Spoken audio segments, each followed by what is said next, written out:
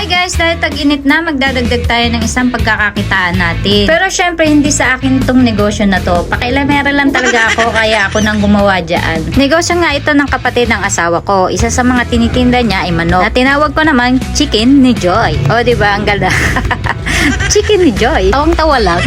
At ito na nga, pinarisan niya nga netong Coke float at Milo float. Isa sa mga dinagdag niya sa pagkakakitaan niya. Patok na patok din ito sa social media, guys. Ang dami ko rin napapanood na ganito ang negosyo nila. Ang sukat nga ng baso dito ay 8 ounce at 12 ounce. At 25 to 30 pesos ang benta namin dyan. O, bakit ganyan ang presyo? Siyempre guys, nagmahala na nga ni ang mga presyo, nagtaasan na po. At dahil nga first time pa nga lang guys, di pa masyadong perfect ang pagtimpla ko dyan. Kaya wala mo naman bash ha. Suggest lang kayo kung ano yung dapat kong gawin. Wala mo nang bash. Baka mamaya kasi may mag-comment, ba't ganyan? Unahan ko na kayo, first time pa lang nga ni.